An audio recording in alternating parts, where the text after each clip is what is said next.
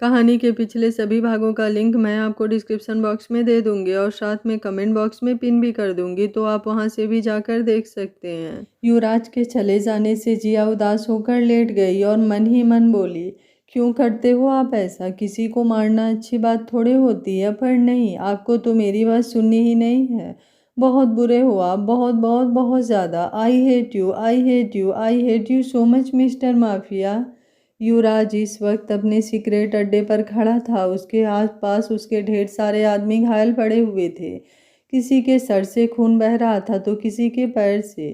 कोई कंधा पकड़कर दर्द से करा रहा था तो कोई अपना सर पकड़कर। युवराज अपने गुस्से से भरी लाल आंखों से वहां का नज़ारा देख रहा था, जो इस वक्त बिल्कुल टूटा फूटा था। किसने किया ये सब? किसकी हिम्मत हुई युवराज आहूजा के आदमियों को छूने की? युवराज ने यह सब गुस्से में दहाड़ते हुए बोला। शेरगिल उसके पास आया और उसके हाथों में एक चिट देकर बोला, खुद पढ़ लो।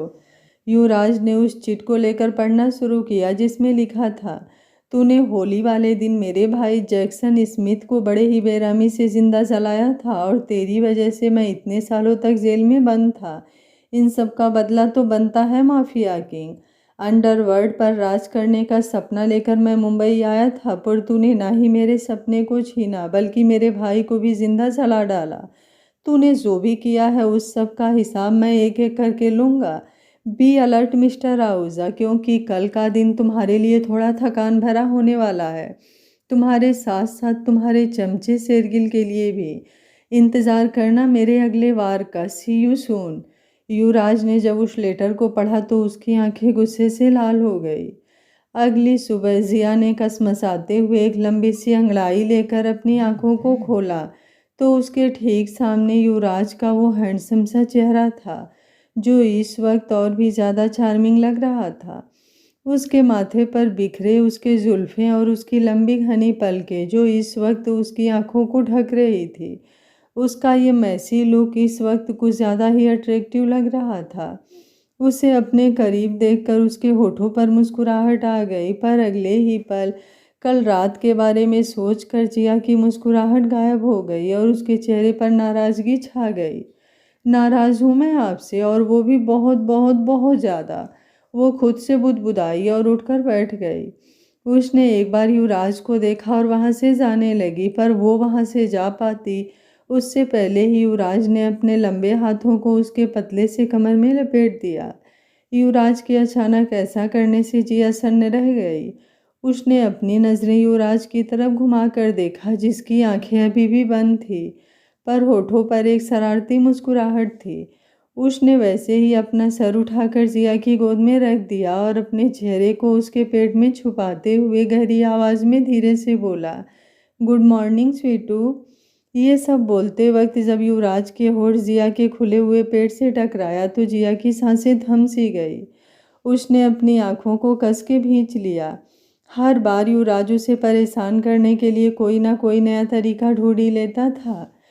युवराज ने अपनी आंखें खोलकर जिया के चेहरे को देखा और शरारती टोन में बोला, नाराज़गी दूर हुई या फिर से तुम्हें मनाने की कोशिश करूं? अपनी बातें को बोलते हुए युवराज की उंगलियां जिया के खुले पेट पर घूम रही थी, जिसके कारण जिया से कुछ बोला ही नहीं जा रहा था। हाँ हाँ, वो मैं नहीं हूँ नाराज आपसे, सच्ची, जिया हकलाते हुए बोली और युवराज के सर को अपनी गोद से हटाकर उठते हुए वहां से जाने लगी। पर पीछे से युवराज ने उसके नाजुक से टाप को मजबूती से पकड़ लिया, जिसे अगर वो थोड़ा से भी जोर से खींचता तो वो पूरी तरह से फट जाता। उसकी इस हरकत पर जिया की सांसें उसके गले में ही अटक गई। खड़ूस बेचारी जिया, उसकी तो बोलती ही बंद हो चुकी थी। हमेशा पटर पटर पटर पटर बोलने वाली जिया की बोलती आज युवराज ने अपनी शरारतों से बंद कर दिया था। उसने मुस्कुराते हुए धीरे से पीछे से उसके टॉप को और मजबूती से पकड़ लिया और उसकी तरफ बढ़ने लगा, जिसे महसूस करते ही वो वहां से उठकर जल्दी से भागी, पर युवराज ने उसकी कलाई पकड़कर अपने ऊपर खींच लिया।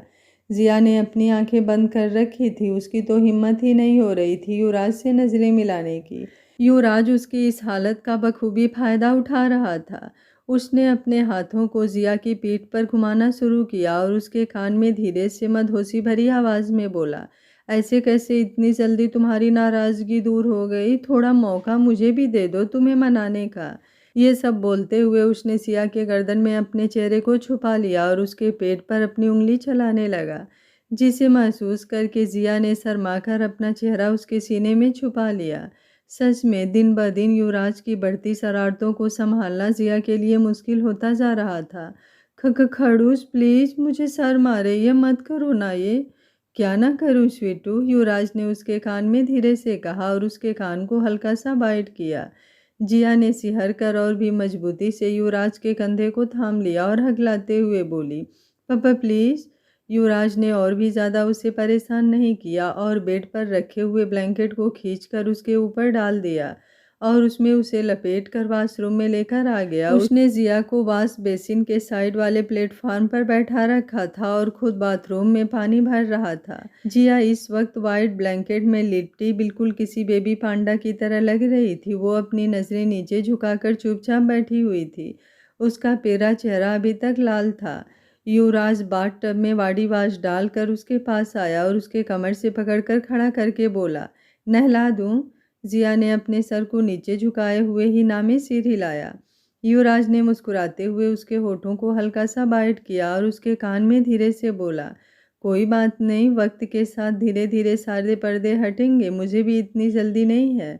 अपनी बात खत्म करके युवराज बाथरूम से बाहर चला गया। उसके जाते ही जिया पीछे से दीवार से सटकर खड़ी हो गई और गहरी सांस लेकर बोली, बाप रे, ये तो टोटल मजनू के चचेरे भाई वाली हरकतें करने लगे हैं। जिया, अब तेरा जीना मुश्किल ही नहीं नामुमकिन होने वाला है। ये बोलते हुए वो बाथटब में घुस गई। हमेशा की तरह जिया युवराज के साथ कॉलेज जा रही थी। कल रात और सुबह जो कुछ भी हुआ उसके बाद से जिया उससे नज़रें भी नहीं मिला पा रही थी। वो चुपचाप अपने फ़ोन में घुसी हुई थी। कार रुकी तो उसने अपना चेहरा ऊपर उठाकर देखा तो कार उसके कॉलेज के बजाय युवराज के ऑफिस के सामने खड़ी थी। अपने कॉलेज के पास कार क्यों नहीं रोकी? फिर मुझे वापस जाना पड़ेगा, जिया युवराज को घूरते हुए बोली। उसकी ज़रूरत नहीं पड़ेगी, तुम आज कॉलेज नहीं जा रही हो, पूरे दिन मेरे साथ रहोगी, युवराज ने शांति से कहा और कार से बाहर निकलकर उसकी तरफ का डोर ओपन किया। पर क्यों? क्योंकि मैं चाहता हूँ, युवराज ने कहा और जिया का हाथ पकड़कर ऑफिस एंट्रेंस की तरफ बढ़ गया। इधर जब मानुषी की नींद खुली तो उसने खुद को ऋषभ की बाहों में पाया। उसके चेहरे पर हल्की मुस्कुराहट तैर गई। ऋषभ के सर के माथे के बिखरे बालों को ऊपर किया और उठकर जाने लगी, लेकिन ऋषभ ने नींद में ही उसे कमर से पकड़कर बेड से नीचे उतरने से रोक लिया। अचानक से ऋषभ के पकड़ने से वो सकपका गई। वो ऋषभ को देखने लगी जो शायद अभी गहरी नींद में था। ऋषभ छोड़ो, मानुषी धीरे से उसके कान के पास जाकर बोली। मुझे अकेले छोड़कर मत जा सुहाना। उसके मुँह से सुहाना का नाम सुनकर मानुषी का दिल बेचैन हो उठा। रे ऋषभ, मैं मानुषी हूँ। वो जानती थी ऋषभ के दिल में सिर्फ और सिर्फ सुहाना बसी हुई है और वो इस बात को एक्सेप्ट भी कर चुकी है, लेकिन उसके मुँह से सुहाना का नाम सुनकर उसे बुरा नहीं लगा, पर पता नहीं क्यों उसे बहुत अजीब लगा। मत जाना सुहाना। एक बार फिर ऋषभ ने उसके कमर पर अपनी पकड़ मजबूत करते हुए सुहाना का नाम लिया। इस बार मानुषी ने कुछ नहीं कहा, बल्कि जबरदस्ती ऋषभ के हाथ को अपनी कमर से हटाना शुरू किया, जिससे ऋषभ की नींद खुल गई। वो अपनी उनिंदी आंखों से मानुषी को देखते हुए बोला, क्या हुआ? कुछ नहीं, छोड़ो, मुझे लेट हो रही हूँ, मानुषी ने कहा, पर पता नहीं क्यों उसका गला रुध रहा था। क्या हुआ Manu, are you okay? Rishabh ने उसके गालों को छूकर पूछा, जिस पर मानुषी ने जबरदस्ती मुस्कुराते हुए अपनी पलकें झपका दी और उठकर बाथरूम में चली गई। उसके जाने के बाद ऋषभ उठकर बैठ गया और सोचने लगा कि सुबह सुबह इसका चेहरा क्यों उतर गया। तभी उसे याद आया कि शायद उसने नींद में सुहाना का नाम लिया था। ओह शिट, मैं भी ना। ऋषभ जल्दी से बेड से कूदकर नीचे उतरा और बिना मानुषी को वार्निंग दिए वॉशरूम का दरवाज़ा खोलकर अंदर चला गया। मानुषी, जो इस वक्त बाथटब में पानी भर रही थी, वो अचानक ऋषभ को वॉशरूम में देखकर हैरान रह गई। ये क्या बदतमीजी है? ऐसे कौन वॉशरूम में आता है? मानुषी उसे गुस्से में डांटते हुए बोली, पर ऋषभ ने उसकी बातें अनसुना कर दी। उसके पास गया और उसके चेहरे को अपने हाथों में थाम कर बोला, आई एम सॉरी, मुझे रियलाइज़ ही नहीं हुआ कि मैंने कैसे तुम्हारी जगह। I am sorry. मानुषी समझ गई ऋषभ किस बारे में बात कर रहा है। वो मुस्कुराते हुए बोली, इट्स ओके, मुझे बुरा नहीं लगा। सच में? हाँ सच में, मुझे बिल्कुल भी बुरा नहीं लगा। अब तुम बाहर जाओगे, मुझे नहाना है। सच में तुम्हें बुरा नहीं लगा? ऋषभ ने एक बार फिर अपनी बातों को दोहराया। तो मानुषी झल्ला कर बोली, अब क्या स्टैम्प पेपर पर लिख कर दूं तब मानोगे? नहीं, उसकी ज़रूरत नहीं है। तुम बस प्रूफ कर दो कि तुम्हें बुरा नहीं लगा, वरना मुझे तो लगेगा कि मैंने तुम्हें सुबह सुबह हर्ट कर दिया। अब मैं ये कैसे प्रूव करूं कि मुझे बुरा नहीं लगा? मानुषी अपने दोनों हाथ कमर पर रखकर उसे घूरते हुए बोली। इट्स वेरी सिंपल, ऋषभ ने कहा और दरवाजे की तरफ बढ़ गया। उसने दरवाजे के पास पहुंचकर दरवाजे को अंदर से लॉक कर दिया, जिस पर मानुषी हैरानी से उसे देखने लगी। What are you doing? इरादा क्या है तुम्हारा? नथिंग, बस आज अपनी हॉट बीबी के साथ कूल शावर लेने का इरादा है। वो उसकी तरफ बढ़ते हुए अपने शर्ट के बटन खोलने लगा। उसके होठों पर इस वक्त शरारती मुस्कुराहट थी, जिसे देखकर मानुषी का दिल धक धक कर रहा था। Rishabh, no, I will kill you, Manushi उसकी तरफ अपनी उंगली पॉइंट करके बोली और पीछे की तरफ अपना कदम लेने लगी। ऋषभ मुस्कुराते हुए उसकी तरफ बढ़ रहा था। उसके करीब पहुंचकर उसने अपने शर्ट को निकालकर साइड में फेंक दिया और मानुषी को कमर से पकड़कर दीवार से सटा दिया। ऋषभ, ये क्या पागलपन है? अचानक से खींचने की वजह से मानुषी को कमर पर चोट लग गई थी। पागलपन है तो पागलपन ही सही। ऋषभ ने उसे देखकर आई विंक किया और शावर पैनल को ऑन कर दिया। इधर ऑफिस में जिया युवराज को कोसे जा रही थी। आज उसका इम्पोर्टेंट क्लास था और युवराज ने जानबूझकर उसे मिस करवा दिया था। उसे समझ नहीं आ रहा था कि आखिर युवराज उसे कॉलेज जाने क्यों नहीं दे रहा है। युवराज ने अपने केबिन में उसके टेबल के सामने रखे सोफे और टी टेबल पर उसके ऑनलाइन क्लास का अरेंजमेंट करवा दिया था और जिया बिल्कुल किसी अच्छे बच्चे की तरह सोफे पर बैठकर लैपटॉप पर नजरें गड़ाए हुए थी, पर मन ही मन युवराज को सुनाए जा रही थी। पता नहीं समझते क्या है खुद को, जो मर्जी वो करना है। इन्हें कभी रोमांस, कभी परेशान करना है, कभी गुस्सा दिलाना और कभी कभी तो हद करते हैं यार पता नहीं इन्हें समझना इतना मुश्किल क्यों है। सुबह तक तो इतने रोमांटिक हुए जा रहे थे कि इनकी आशिकी के सामने मजनू और रांझा भी फेल हो जाएं। पता नहीं अचानक इनका सीरियस मोड कैसे ऑन हो गया। धत तेरी की, इंसान है या मशीन? अब तो मुझे दिन रात भगवान जी से प्रार्थना करना पड़ेगा कि हमारे बच्चे इनके ऊपर ना जाएं, वरना उन बेचारों की बीबियों का क्या होगा। मुझे तो सोच सोच कर ही बुरा लग रहा है। वो ये सब मन ही मन बोलते हुए थोड़ा तेज तेज गुनगुनाने लगी। पहले खुद तो बड़ी हो जाओ, बाद में हमारे बच्चों के बीबियों के बारे में सोचना। युवराज अपने लैपटॉप पर काम करते हुए बिना उसकी तरफ देखे बोला, जिस पर जिया हैरानी से उसे देखने लगी। आपको कैसे पता चला मैं क्या सोच रही हूँ? वो अपनी बड़ी बड़ी आंखें मटकाते हुए बोली। अब इतना जोर जोर से सोचोगी तो मुझे क्या, इस ऑफिस के ग्राउंड फ्लोर पर काम कर रहे वर्कर्स को भी सुनाई दे रहा होगा? उसके जवाब पर जिया और भी ज़्यादा चिढ़ गई और मुंह बनाकर बोली, आपसे तो बात करना ही बेकार है। कुछ ही पल बाद युवराज की मीटिंग थी, तो युवराज जिया को वार्निंग देकर वहां से मीटिंग रूम की तरफ बढ़ गया।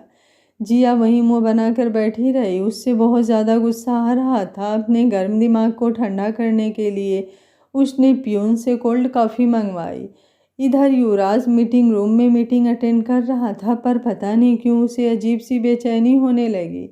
उसे सांस लेने में तकलीफ होने लगी। उसे ऐसा महसूस हो रहा था जैसे कोई उसका गला दबा रहा हो। वो अपने सीने को मलते हुए धीरे से बोला, baby girl, are you okay? उसकी बेचैनी कम होने का नाम ही नहीं ले रही थी। अब उससे रहा नहीं गया तो वो उठा और मीटिंग बीच में छोड़कर तेज कदमों से अपने केबिन की तरफ बढ़ गया। शेरगिल को कुछ समझ नहीं आया। वो भी उठकर उसके पीछे पीछे जाने लगा। वो युवराज से कुछ पूछता उससे पहले ही दोनों उसके केबिन के बाहर पहुंच चुके थे। युवराज ने केबिन का डोर खोलकर अंदर का नज़ारा देखा तो उसके हाथ पैर फूलने लगे। स्वीटू, लड़खड़ा कर वो एक कदम पीछे हुआ, पर पीछे से शेरगिल ने उसे थाम लिया। जिया उसके टेबल के सामने फर्श पर गिरी हुई थी और उसके नाक और कान से खून बह रहा था। बेबी गर्ल, युवराज जोर से चिल्लाया और दौड़ते हुए उसके पास आकर उसके सर को अपनी गोद में रखकर उसे होश में लाने की कोशिश करने लगा। जिया, ओपन योर आईज स्वीटू, देखो मुझे परेशान मत करो। आंखें खोलो, देखो सोना, मैं तुम्हारी सारी शरारतें झेल सकता हूँ, पर ऐसी बचकानी हरकतें बिल्कुल भी नहीं। आंखें खोलो प्लीज़, मेरी जान जा रही है, प्लीज़ ओपन योर आईज। युवराज बार बार उसके गालों को थपथपाते हुए उसे होश में लाने की कोशिश कर रहा था, पर जिया आंखें ही नहीं खोल रही थी। शेरगिल ने जल्दी से जिया की हथेली की नब्ज को टटोला तो उसे एहसास हुआ उसकी सांसें बहुत ही धीमी चल रही हैं। उसने टेबल पर रखा हुआ पानी का ग्लास उठाया और जिया के चेहरे पर पानी के छींटे मारते हुए उसे होश में लाने की कोशिश करने लगा। जिया आंखें खोलो जिया, युवराज इसे जल्दी हॉस्पिटल ले जाना पड़ेगा वरना कुछ भी हो सकता है। इसकी सांसें बहुत धीमी चल रही है जो कभी भी रुक सकती है। सांसें रुकने की बात सुनकर युवराज ने गुस्से में शेरगिल का गला पकड़ लिया और गुस्से में दहाड़ते हुए बोला, हिम्मत कैसे हुई ऐसी बेबुनियाद बातें करने की तुम्हारी? मेरी बेबी गर्ल मुझे छोड़कर कहीं नहीं जाएगी, कहीं भी नहीं। शेरगिल युवराज की हालत को बखूबी समझ रहा था। उसने जल्दी से डॉक्टर को कॉल किया और वहां से उठकर बाहर जाने लगा। तभी उसके और युवराज के कानों में किसी के चिल्लाने की आवाज़ें पड़ी। दोनों ने एक साथ अपनी नज़रें सामने दीवार पर लगी बड़ी सी टीवी पर घुमाई तो दोनों के पैरों तले ज़मीन खिसक गई। बचाओ शेरगिल बचाओ। सामने टीवी में एक वीडियो क्लिप चल रहा था जिसमें मधु बदहवासी में गलियों में भागे जा रही थी और उसके ठीक पीछे 7-8 गुंडे उसे पकड़ने के लिए उसके पीछे दौड़ रहे थे। उसके बाल बिखरे हुए थे और उसके चेहरे पर चोटों के निशान दिख रहे थे। उसके कपड़े भी उसके कंधे से फटे हुए थे। उसकी हालत देखकर मानो शेरगिल की धड़कनें थमने को आतुर होने लगी। मधु शेरगिल टीवी की तरफ बढ़ा पर अचानक वहां पर माइकल की वीडियो प्ले हो गई जिसमें वो सोफे पर पैर चढ़ाकर बैठा था। हेलो जेंटलमैन, कैसे हो? ऑफ कोर्स अच्छे तो बिल्कुल भी नहीं होंगे। आफ्टर ऑल मैंने तुम दोनों को इतना बड़ा सरप्राइज दिया। Oh no no no, I am wrong, surprise नहीं शॉक दिया है। किंग, मैंने तुम्हारी बीबी को, oh sorry sorry, baby girl को जो पॉइजन दिया है उसके बेस पर वो और 3 मिनट ही अपने सांसें ले सकती है, उसके बाद तुम तो अच्छे से जानते हो। एंड शेरगिल, तुम्हारी जान मधु, वो तो मुश्किल से 3 मिनट भी नहीं भाग सकती मेरी आदमियों से। अब सोच लो 3 मिनट में कौन किसे बचाएगा। Best of luck guys. Michael, Yuvraj ने वहां पर रखा हुआ फ्लावर पॉट उठाकर टीवी पर जोर से मारा जिससे टीवी का कांच चकनाचूर होकर फर्श पर बिखर गया। शेरगिल, जिया को लेकर हॉस्पिटल पहुंचो, मेक श्योर उसके ट्रीटमेंट में कोई भी कमी नहीं रहनी चाहिए। मैं मधु के पास जाता हूँ। युवराज ड्रावर से अपनी गन उठाकर फुल लोड करके पेंट के पीछे खोस लिया और वहां से बाहर जाने लगा। युवराज, शेरगिल ने उसे पीछे से पुकारा। डोंट वरी, मुझे भरोसा है तुझ पर, गो फास्ट। युवराज ने एक नज़र जिया को देखा और वहां से चला गया। शेरगिल ने जल्दी से जिया को अपनी गोद में उठाया और अपने आदमियों को चिल्लाते हुए ग्राउंड फ्लोर पर जाकर वहां से अपनी कार लेकर हॉस्पिटल की तरफ दौड़ा। फिर उसके आदमियों ने वहां फ़ोन करके पहले से ही सब कुछ अरेंज करवा दिया था। इधर मधु भागते हुए बस स्टैंड में पहुंच गई। वो वहां पर छुपने के लिए एक बस के पीछे भागी। ठीक उसी के पीछे वो सारे गुंडे बस के पीछे पहुंचे कि अचानक वहां से चीखते हुए उड़कर 10 कदम दूर जा गिरे। बस के पीछे से युवराज अपने शर्ट के स्लीव्स फोल्ड करते हुए सामने आया और उसके ठीक पीछे मधु डरी सहमी सी बाहर आई। युवराज ने अपने शर्ट के स्लीव्स फोल्ड किया और सामने के 2 बटन खोलकर गुस्से में दहाड़ते हुए बोला, जिसे सबसे पहले मरने का शौक है, आ जाओ। उन गुंडों में से गुंडा बड़ा सा छुरा लेकर युवराज की तरफ दौड़ा। युवराज ने एक जोरदार मुक्का उसके पेट में मारा और उसका गर्दन पकड़कर दूर पटक दिया। अगली बार 2-3 गुंडे एक साथ अपने हाथों में हॉकी स्टिक और चाकू लेकर उसकी तरफ दौड़े।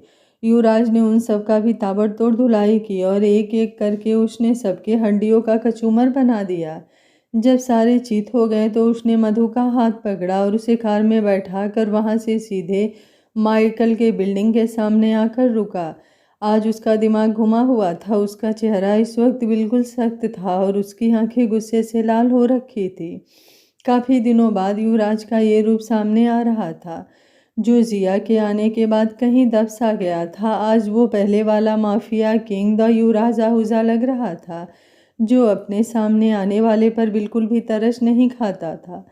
मधु का हाथ पकड़कर अपने साथ अंदर ले जाने लगा। उसे रोकने के लिए माइकल के कई सारे गार्ड्स बीच में आ रहे थे, पर युवराज सबको शूट करते हुए अंदर की तरफ बढ़े जा रहा था। अंदर आकर वो बहुत जोर से चिल्लाया, माइकल! माइकल जो अपने कमरे में वाइन पीते हुए लड़कियों के साथ फ्लर्ट कर रहा था। युवराज के गुस्से से भरी आवाज़ सुनकर उसके होठों पर शैतानी मुस्कुराहट आ गई। उसने एक लड़की के गालों पर अपनी उंगलियां फिराते हुए कहा, बेबी नेक्स्ट टाइम। इतना कहकर उसने आई विंग की और उस लड़की को दूर करके उठने लगा, पर अचानक से उस लड़की ने माइकल के ऊपर वाइन की बोतल उड़ेल दी और जल्दी जल्दी बोली, सॉरी सॉरी। माइकल ने उसे घूर कर देखा और उसके गालों पर एक जोरदार थप्पड़ मारकर उसके बालों को खींचकर बोला, हद में रहो अपने, बस मेरी टाइम पास हो और कुछ नहीं। इतना कहकर उसने उस लड़की को ज़मीन पर धक्का दे दिया और अपने गार्ड को इशारा किया, जो नीचे युवराज के पास आया और उसे लेकर माइकल के पास उसके कमरे में गया। कुछ पल बाद वहाँ का नज़ारा बिल्कुल बदल चुका था। ऐसा लग रहा था दो शैतान एक दूसरे के आमने सामने बैठे हों। माइकल और युवराज दोनों एक दूसरे के आमने सामने सोफे पर पैर चढ़ाकर बैठे थे। वहीं युवराज के बगल में कुछ दूरी पर मधु डरी सहमी सी बैठी हुई थी। उन तीनों के अलावा उस कमरे में और कोई भी मौजूद नहीं था। युवराज ने अपनी पॉकेट से एक सिगरेट निकाली और उसे जलाकर लंबा कस लेकर धुआं छोड़ते हुए बोला, मैं तो तुझे अपनी दुश्मनी के लायक समझता था, पर तूने औरतों पर वार करके ये साबित कर दिया कि तू मेरी दुश्मनी के तो क्या मेरी थूकने के लायक भी नहीं है। उसकी बात सुनकर माइकल के होठों पर शैतानी मुस्कुराहट आ गई। उसने एक नज़र मधु को देखा, जिससे मधु ने डरकर युवराज के हाथ को पकड़ लिया। वापस युवराज के ऊपर नज़र टिकाई और आहें भरते हुए बोला, इरादा तो तेरी बीवी को अपने बिस्तर पर कुचलने का था। कमाल की खूबसूरती पाई है उसने। जितनी लचीली उसकी बातें उतना ही लचीला उसका बदन। उफ्स, सोचा था उसे अपनी जांघों पर बैठाऊंगा, इसलिए इतने दिनों से उसके पीछे लगा हुआ था। फिर मैंने सोचा इतनी भी क्या जल्दी है, तड़पाना तो तुझे है तो धीरे धीरे तड़पाते हैं, वैसे ये भी कोई कम नहीं है। उसने आखिरी लाइन मधु को देखकर कहा तो मधु और ज़्यादा डर गई। उसकी बातों को सुनकर युवराज पर रत्ती भर भी फर्क नहीं पड़ा। उल्टा वो अपने पैर पर पैर चढ़ाकर आराम से पीछे सोफे पर लीन होकर बोला, काफ़ी हल्के में ले लिया तूने मेरी बीवी को। इतने दिनों से उसका पीछा करके शायद तूने सिर्फ उसकी खूबसूरती देखी है। कभी मिलना उससे अकेले में, फिर तुझे समझ आएगा मैं ज़्यादा खतरनाक हूँ या वो। मैं तो वार्निंग देकर मारता हूँ, लेकिन वो पहले मारेगी फिर वार्निंग देगी। जो मेरे एक पॉइजन के डोज पर हॉस्पिटल के बेड पर लेटी है वो मुझे मारेगी। बोलकर माइकल हंसने लगा। माइकल जोर जोर से पागलों की तरह हंसने लगा। उसके हंसने पर युवराज भी मुस्कुराया और अपनी सिगरेट का आखिरी कश लेकर बोला, वक्त की कमी है वरना तुझे अच्छे से समझाता। फिलहाल good boy mister Michael Smith. Yuvraj ने अपनी बातें खत्म करके आई विंग की और मधु का हाथ पकड़कर वहां से 2 कदम आगे बढ़ा। फिर रुककर बोला, क्या कहा तूने इसके बारे में? ओह हाँ, याद आया। ये भी कुछ कम नहीं, बिल्कुल सही कहा तूने, ये भी शेरगिल से कम नहीं है। युवराज ने अपनी बात खत्म की और मधु के हाथों में अपनी जली हुई सिगरेट थमाकर आंखों ही आंखों में कुछ इशारा किया। मधु ने युवराज का इशारा समझकर डरते हुए माइकल के कुछ समझने से पहले ही उस सिगरेट को बिना कुछ सोचे समझे माइकल के ऊपर फेंक दिया और अगले ही पल माइकल की पूरी बॉडी में आग सुलगने लगी, जिससे माइकल जोर जोर से चिल्लाने लगा। युवराज ने मुस्कुराकर उसे देखा और मधु के हाथ को कसकर थामकर बोला, अगर जिंदा बचा तो मेरी बीवी को भी देख लेना, गुड बाय। इतना कहकर वो मधु को लेकर कमरे से बाहर निकल गया। इधर हॉस्पिटल में शेरगिल जिया के वार्ड के सामने वेटिंग चेयर पर बैठा था। डॉक्टर ने जिया का ट्रीटमेंट कर दिया था और वो इस वक्त नींद की खुमारी में थी। शेरगिल वेटिंग चेयर पर बैठे बैठे मधु के बारे में सोच रहा था। उसे युवराज पर पूरा भरोसा था, पर पता नहीं क्यों उसके दिल में अजीब सी बेचैनी हो रही थी। मधु के ख्यालों में खोया हुआ था। तभी उसके कानों में मधु की आवाज़ आई, शेरगिल। उसने अपनी नज़रें उठाकर देखा तो सामने से मधु दौड़ते हुए उसी के पास आ रही थी। उसे सही सलामत देखकर शेरगिल की जान में जान आई। वो भी उठकर दौड़ते हुए उसकी तरफ जाने लगा और दोनों एक दूसरे के पास आकर गले लग गए। युवराज मधु के पीछे खड़ा था। शेरगिल ने आंखों ही आंखों में उसे जिया के वार्ड की तरफ इशारा किया तो युवराज ने उन दोनों को छोड़कर अपने बेबी गर्ल के वार्ड का रुख लिया और दरवाज़ा खोलकर अंदर गया, जहां हॉस्पिटल गाउन में जिया बेड पर लेटी हुई थी। उसका गोरा दमकता बेदाग चेहरा आज हल्का पीला लग रहा था और उसके चेहरे पर कमजोरी साफ झलक रही थी। स्वीटू, युवराज ने उसके सर पर हाथ रखकर धीरे से पुकारा तो जिया ने हल्का हल्का अपनी आंखें खोलना शुरू कर दिया। युवराज की धुंधली अक्स जिया को दिखने लगी। उसने अपना हाथ उठाकर युवराज को छूना चाहा तो युवराज ने उसकी हथेली को थाम लिया और वहीं उसके पास बैठकर उसके गालों को सहलाते हुए बोला, मैं यही हूँ स्वीटू, मुझे आपके गले लगना है, गिव मी अ टाइट हग। जिया अपनी कमज़ोर आवाज़ में बोली। युवराज ने उसे पकड़कर अच्छे से बैठाया और अपनी बाहों में भर लिया। जिया ने युवराज के कंधे पर हाथ रखा तो उसके मुंह से हल्की आह निकल गई।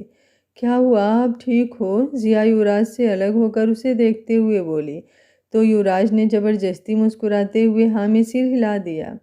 झूठे हो आप, सच्ची सच्ची बोलो, अभी आप कराहे क्यों? कहाँ थे आप?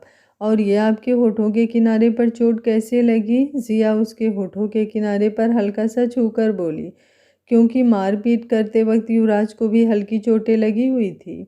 फिर से कहीं आपने माफियागिरी दिखा कर आ रहे हो ना? आप नहीं सुधरोगे ना खड़ूस, कितने बुरे हो आप? जिया मुंह बनाकर बोली, जिस पर युवराज मुस्कुराने लगा। मेरा छोड़ो, तुम बताओ कैसे बेहोश हुई थी? युवराज वापस उसे अपनी बाहों में भरकर पूछा। पता नहीं, मैं तो स्टडी कर रही थी। जब आप अपने केबिन से बाहर गए तो मैंने पियोन अंकल से कोल्ड कॉफ़ी मंगवाई, जिसे पीने के बाद पता नहीं क्यों मेरा गला सूखने लगा और मैं पानी के लिए आपकी टेबल के पास जा ही रही थी कि अचानक मुझे बहुत ज़्यादा चक्कर आने लगा। उसके बाद अभी आंखें खुली हैं, मुझे नहीं पता क्या हुआ। कुछ हुआ है क्या? जिया ने सब कुछ बताते हुए उल्टा युवराज से सवाल पूछ लिया। तुम ठीक हो? मतलब सब ठीक है? युवराज ने प्यार से उसके गालों को छूकर कहा। पर मैं ठीक कहाँ हूँ, मेरे सर में दर्द हो रहा है। यहाँ पर आप मुझे किस करो, फिर मेरा दर्द गायब हो जाएगा, तब मैं ठीक हो जाऊंगी। जिया ने बच्चों की तरह अपने पलके झपकाते हुए अपने माथे पर उंगली रखकर कहा, जिस पर युवराज मुस्कुराते हुए उसके माथे को चीम लिया। युवराज के किस करते ही जिया के होठों पर बड़ी वाली स्माइल आ गई। मैं तो ठीक हो गई, अब आप बताओ आपको कहाँ कहाँ चोट लगी है? जिया युवराज के शर्ट के बटन खोलते हुए पूछी। युवराज ने भी उसे रोका नहीं और चुपचाप उसके चेहरे को देखते रहा। जिया ने जब उसके शर्ट का बटन खोलकर देखा तो उसकी नज़र उसके चोट से पहले उसके सीने पर गई, जहाँ एक बहुत ही प्यारा सा एंजल टूटा था और उसके किनारे पर जिया लिखा था। ये तो मेरा नाम, दर्द हुआ होगा ना आपको? क्यों बनवाया? कब बनवाया? मुझे पता है बहुत दर्द होता है। क्यों बनवाया आपने? आपको बहुत दर्द हुआ होगा ना? वो रोनी सी सूरत बनाकर बोली और उसकी बड़ी बड़ी आंखों में आंसू छलक आए। हे रिलैक्स बेबी, इतना भी कोई बड़ी बात नहीं है जो तुम अपने आंसुओं के नल को खोल रही हो। बस मुझे पसंद था तो मैंने बनवा लिया, दैट्स इट। अब अगर तुमने अपनी आंखों की नल खोली ना तो सच्ची सच्ची बता रहा हूँ, डॉक्टर से बोलकर तुम्हारी आंखों की सर्जरी करवानी पड़ेगी। आखिर मुझे भी तो पता चले, ऐसा कौन सा कभी ना सूखने वाला नल है तुम्हारी आंखों में जो जब देखो तब बिन बरसात के बरसता रहता है। खड़ूस, आई एम सीरियस, मजाक मत उड़ाओ मेरा। नई बात करनी मुझे आपसे, हर बार उल्टी सीधी हरकतें करते हो। जाओ यहाँ से, जाओ जाओ जाओ, नहीं करनी मुझे आपसे बात। जिया उसके सीने पर हाथ रखकर धक्का देने लगी। युवराज ने उसकी दोनों कलाई पकड़ी और अपने करीब खींचकर बोला, पहली बात, जिस दिन मुझे तुम्हारा नाम पता चला था ये टैटू उसी दिन बनवाया था। हाँ, ये बात अलग है, तुमने कभी ध्यान ही नहीं दिया, और ध्यान देती भी कैसे? मुझे बिना शर्ट के देखकर तो तुम्हारे गाल लाल होने से पहले आंखें बंद हो जाती हैं। और दूसरी बात, जितना तुम ओवर रिएक्ट कर रही हो उतना भी दर्द नहीं होता, समझी? युवराज ने अपनी बात खत्म करके उसके नाक को पिंच कर लिया। सच्ची ना, ज़्यादा दर्द नहीं होता ना? मुच्ची मेरी स्वीटू, ज़्यादा दर्द नहीं होता, अब चलो तुम रेस्ट करो। युवराज ने उसके माथे को चूम कर आराम से बेड पर लेटाया और वो उठने लगा, लेकिन जिया ने उसकी कलाई पकड़ ली और बच्चों की तरह कुनमुनाते हुए बोली, मुझे आपकी बाहों में सोना है। जिया की वो प्यारी सी डिमांड और युवराज के होठों पर आई वो मुस्कुराहट, उफ, देखने लायक थी। दोनों की ये प्यारी सी बॉन्डिंग। युवराज उसके बगल में लेटकर उसे अपनी बाहों में भर लिया और उसके बालों को सहलाते हुए उसे कडल करने लगा। वहीं बगल वाले वार्ड में मधु और शेरगिल थे। मधु को लगी हुई हल्की फुल्की चोटों पर नर्स ने बैंडेज कर दिया था। अब कैसा फील कर रही हो? शेरगिल ने प्यार से मधु के गाल को छूकर पूछा, जिस पर मधु ने बस हाँ में सिर हिला दिया। कुछ पल चुप रहने के बाद वो आहिस्ता से बोली, युवराज भाई बड़े ही खतरनाक हैं। अच्छा, ऐसा क्या किया उसने? शेरगिल अपने दोनों हाथ फोल्ड करके उसे देखते हुए पूछा। उन्होंने पहले तो उन सब गुंडों की जबरदस्त धुलाई की और उसके बाद उन्होंने उस माइकल के बच्चे कमीने को जला दिया। सीरियसली, उसने जलाया या तुमने? शेरगिल ने भौहें चढ़ाकर पूछा, जिस पर मधु चुप हो गई और कुछ पल बाद धीरे से बोली, युवराज भाई ने ही इशारा किया कि उस सिगरेट को उसके ऊपर फेंक दो तो मैंने फेंक दिया। वाह मेरी जान, तुम तो जंग जीत के आ रही हो। कल को युवराज बोलेगा टेरिस से कूद जाओ तो कूद जाओगी, है ना? ऐसे क्यों बोल रहे हो? कूदे मेरे दुश्मन, और अगर युवराज भाई नहीं बोलते तो भी मैं उसे जला देती। पता है वो कितनी गंदी गंदी बातें बोल रहा था मेरे और जिया के बारे में, और ऊपर से वो जिस तरह से मुझे देख रहा था, छी, मुझे इतना गंदा वाला फीलिंग आ रहा था।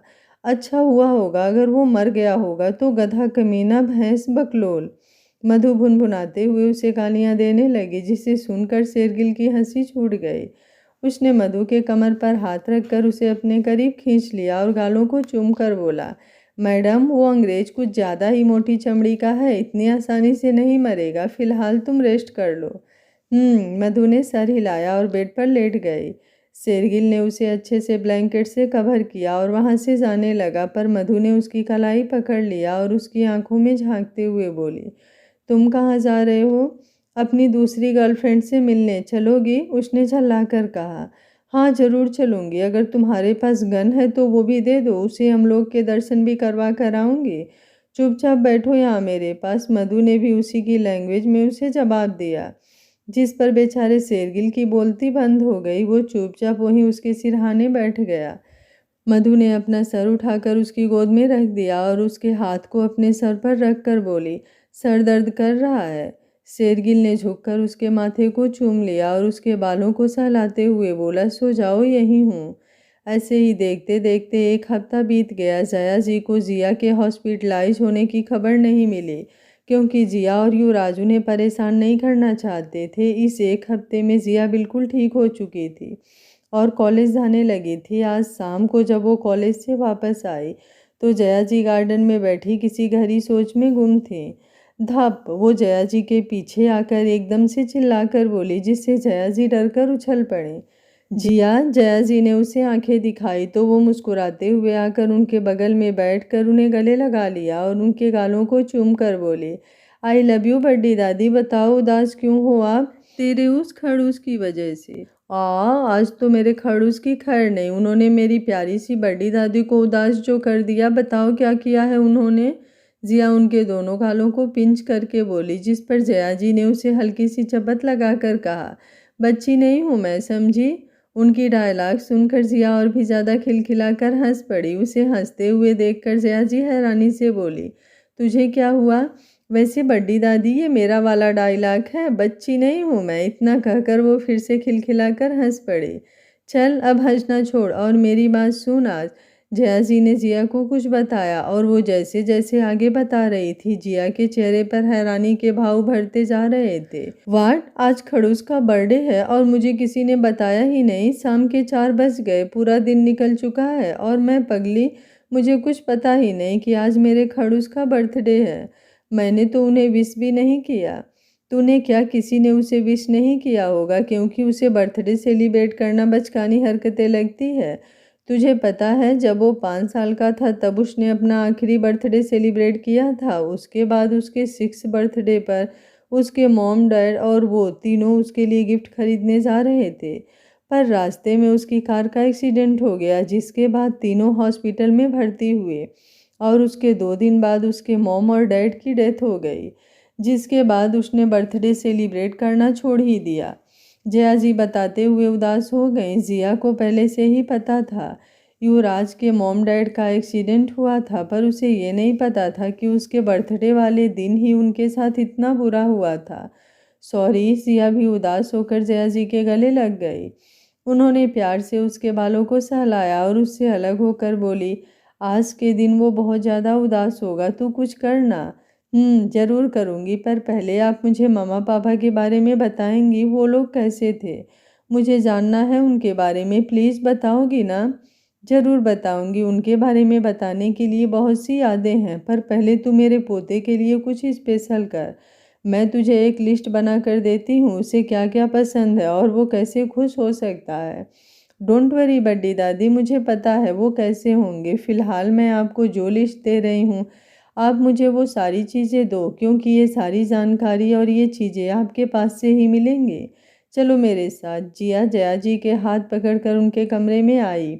उसके बाद लगभग 1 घंटे तक उनके कमरे को खंगाल कर जिया ने ढेर सारी चीज़ें उनके बेड पर इकट्ठा की, जिसे देखकर जया जी मन ही मन मुस्कुरा रही थी। Are you sure? इतना कुछ तो अकेले कर पाएगी? जया जी ने एक बार फिर पूछा, जिस पर जिया ने बड़े ही कॉन्फिडेंट होकर जवाब दिया, don't underestimate the power of Jiya. चलो मुझे कहीं जाना है, मैं किसी को यहाँ भेजूंगी, आप उन्हें ये सारी चीज़ें दे देना। और हाँ, रात को डिनर करके दवाई लेकर आराम से सो जाइएगा। ओके? ओके मेरी माँ, सो जाऊंगी। बाय बोलकर जिया ने मधु और छवि को कॉल किया और मार्केट में मिलने को बुलाया। मानुषी और ऋषभ का भी हनीमून पीरियड चल रहा था, इसलिए उसने उन दोनों को डिस्टर्ब करना सही नहीं समझा। कुछ ही पल बाद तीनों एक बड़े से मॉल के बाहर खड़े थे और कन्फ्यूज़न के भाव लिए एक दूसरे के चेहरे को देख रहे थे। प्लीज़ चलना, मुझे ये करना है, जिया उन दोनों से रिक्वेस्ट करते हुए बोली।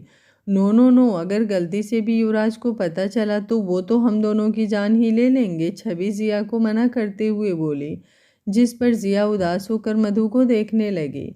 ना बाबा ना, तेरे मामलों में तो वो अलग ही टाइप के बंदे बन जाते हैं, मुझे नहीं पड़ना इन चक्करों में।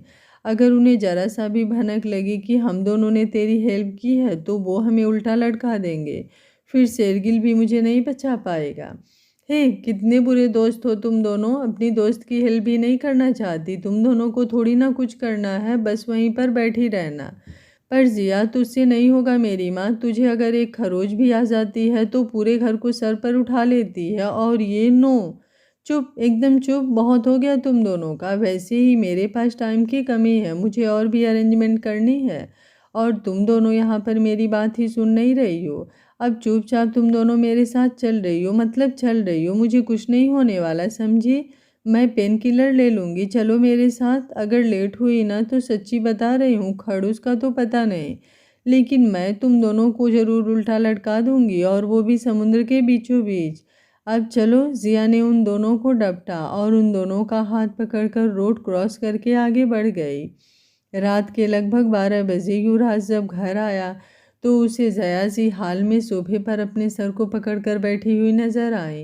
वो उनके पास आया और परेशान होकर बोला, क्या हुआ दादी, आर यू ओके? आप इतनी परेशान क्यों लग रही हैं? आपकी तबीयत तो सही है ना? मैं डॉक्टर को कॉल करूं? आते ही युवराज ने लगातार सवालों की झड़ी लगा दी। जया जी ने उसे रोकते हुए कहा, अरे ठंड रख, कुछ नहीं हुआ है मुझे, बस तेरी होने वाली बीवी से परेशान हूँ। इतनी रात हो गई, अभी तक घर नहीं आई है, मुझे लगा तेरे साथ होगी, पर तू भी अकेला ही आ रहा है। क्या मतलब आपका घर नहीं आई? कॉलेज के बाद तो ड्राइवर ने खुद घर ड्रॉप किया था। हाँ किया था, पर वो आधी की तरह आई और तूफान की तरह चली गई। मुझसे कुछ कहा भी नहीं, मैं उससे पूछती रह गई, पर उसने बस इतना ही कहा कि उसका किसी फ्रेंड अंबर ने बुलाया है। जया जी के मुँह से अंबर का नाम सुनते ही युवराज का तो माथा ठनक गया। वो पहले से ही उसके नाम से चिढ़ता रहता था, और आज जिया उसके लिए इतनी रात तक घर से बाहर है, ये सोचकर ही वो गुस्से से थमथमा गया। उसने जल्दी से फ़ोन निकालकर जिया को कॉल किया, पर जिया ने कॉल रिसीव नहीं किया। 2 बार, 3 बार, 4 बार, आखिरी बार छठे बार में उसने कॉल रिसीव किया और अपने कान पर लगाकर बोली, ओफो खड़ूस, आपको भी चैन नहीं है? मैं बिजी हूँ ना यहाँ पर, अब आप घर आ ही गए हो तो डिनर करके चुपचाप सो जाओ।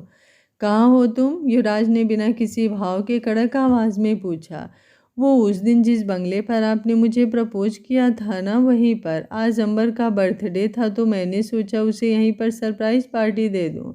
ओके बाय, अंबर मुझे बुला रहा है। एक काम करो, आप डिनर करके सो जाना, मैं कल सुबह तक आ जाऊँगी। Good night.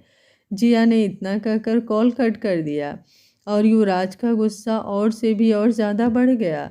उसने फ़ोन अपनी पॉकेट में रखा और गुस्से में तमतमाते हुए घर से बाहर निकलकर कार में बैठकर डायरेक्ट बंगले के लिए निकल गया। जया जी अपने सर पर हाथ मारकर बोली, ये लड़की भी ना पता नहीं ऐसा क्या बोली जो इतना तमतमा गया। अब तो इसकी खैर नहीं, कहीं इसे सरप्राइज़ देने के चक्कर में उसे शौक ना मिल जाए। बंगले पर पहुंचकर युवराज कार से बाहर निकला और गुस्से में मेन गेट खोलकर अंदर गया। वहां पर हर तरफ अंधेरा ही अंधेरा था। उसने अपने मोबाइल की टॉर्च ऑन किया और इधर उधर देखते हुए जिया को आवाज़ देने लगा, जिया जिया वेयर आर यू, कहाँ हो तुम, सामने आओ। युवराज चिल्लाते हुए उसे पूरे घर में ढूंढने लगा, पर जिया उसे कहीं नज़र ही नहीं आई। वो वापस नीचे आया और पीछे के दरवाजे से गार्डन में गया।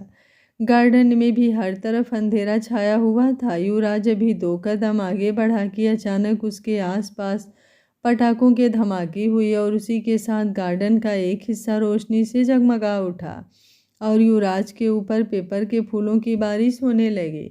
वो हैरानी से अपनी नज़र इधर उधर घुमाकर देखने लगा, जो उसके लिए बिल्कुल अप्रत्याशित था। उसके सामने एक बड़ा सा बोर्ड लगा था जिसके आसपास ढेर सारे बैलून से डेकोरेट किए गए थे और उसके बीचों बीच बड़े बड़े वर्ड में लिखा हुआ था, हैप्पी बर्थडे माई खड़ूस।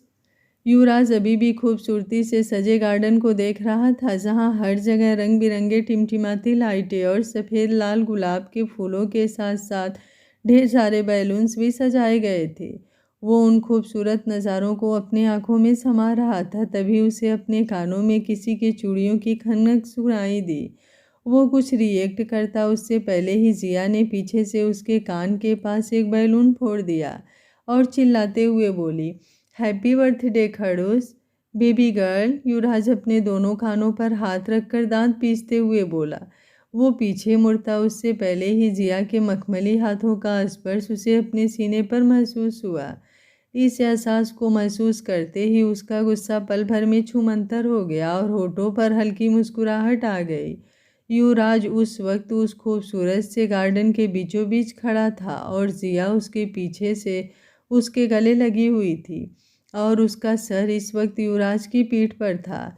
यू नो वाट खड़ूस, आप सच में बहुत बड़े वाले खड़ूस हो। अगर कोई मुझे हर हफ्ते बर्थडे मनाने के लिए बोले तो मैं तो खुशी से मान जाऊंगी, और एक आप हो जो साल भर में एक बार बर्थडे आता है और उसे भी सेलिब्रेट नहीं करते। अकड़ू कहीं के, मुझे भी नहीं बताया, लेकिन कोई बात नहीं, आज आपका बर्थडे है तो हम दोनों साथ में सेलिब्रेट करेंगे। इस बीच अगर आपने अपनी अखड़नेस दिखाई ना तो मैं सच्ची सच्ची बोल रही हूँ, मैं आपकी वो बचपन की सीक्रेट वाली विश कभी पूरी नहीं करूँगी। जिया पीछे से उसके गले लगे उससे उसकी ही शिकायतें कर रही थी और युवराज खामोशी से खड़ा उसकी बातों को सुन रहा था। जब जिया की बातें खत्म हुई तो युवराज ने उसकी कलाई पकड़कर अपने सामने किया और गौर से उसे ऊपर से नीचे तक देखने लगा। जिया ने सिल्वर कलर के ब्लाउज के साथ बेहद सिंपल मैरून कलर की साड़ी पहनी हुई थी। हल्का मेकअप, कानों में बड़े बड़े डायमंड के झुमके, गले में पतला सा डायमंड का नेकलेस, होठों पर डार्क मैरून लिपस्टिक और माथे पर छोटी सी सिल्वर कलर की बिंदी। इन सब में सबसे खास उसकी गोरी कलाइयों में भरी हुई कांच की मैरून रंग की चूड़ियाँ। कसम से चांदनी रात में चमचमाते गार्डन के बीचों बीच वो आसमान से उतरी हुई किसी अप्सरा से कम नहीं लग रही थी।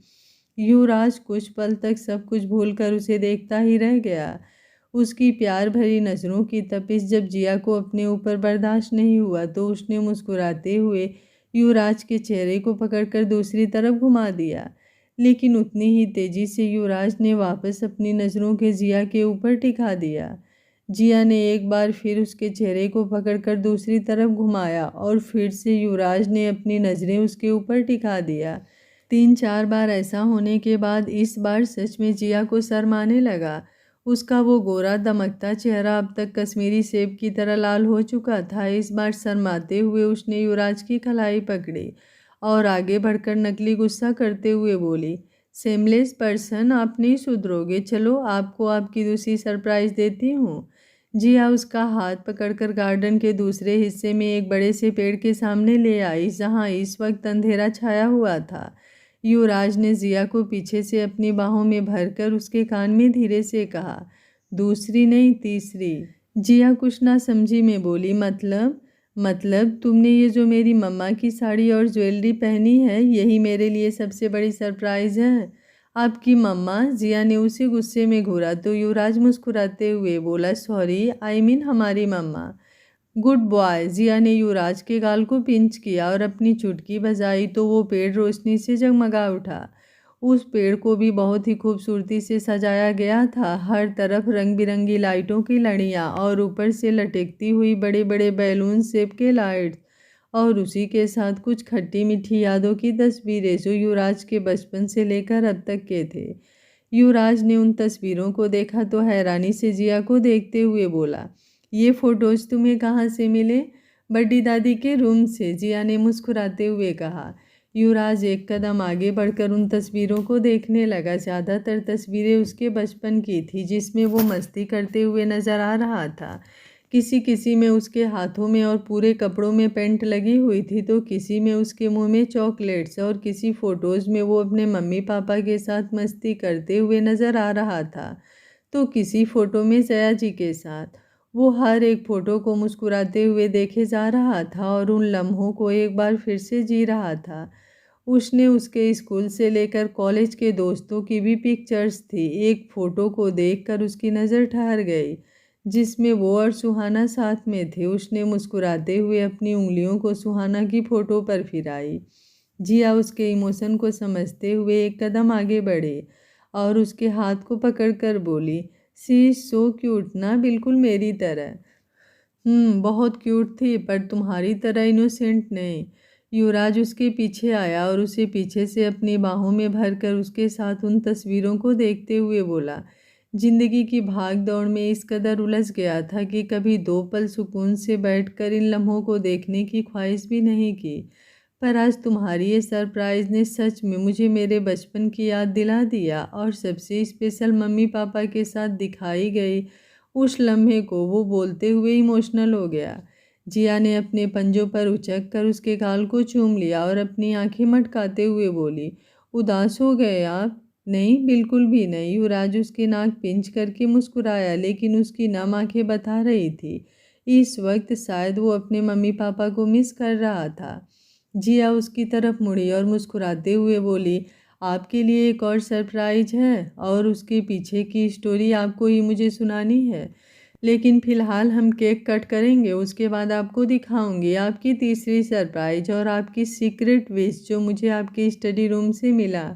ओके सोना, अभी हम केक कट करते हैं, फिर डिनर, उसके बाद तो मुझे मेरी तीसरी सरप्राइज़ देना, और उसके बाद हम दोनों थोड़ा सा।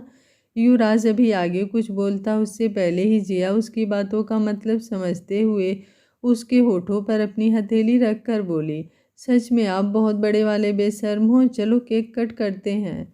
युवराज ने उसकी उस हथेली को थाम लिया जिससे उसने उसके मुंह बंद कर रखा था, और उसको चूम कर बोला, वो तो थोड़ी देर बाद पता चलेगा। इतना बोलकर वो आगे बढ़ गया। आगे क्या होगा इस कहानी में जानने के लिए देखते रहिए कहानी का अगला भाग। अगर आपको कहानी अच्छी लग रही है तो वीडियो को लाइक, शेयर एंड चैनल को सब्सक्राइब कर लीजिएगा। Thank you for watching. मिलते हैं कहानी के अगले भाग में।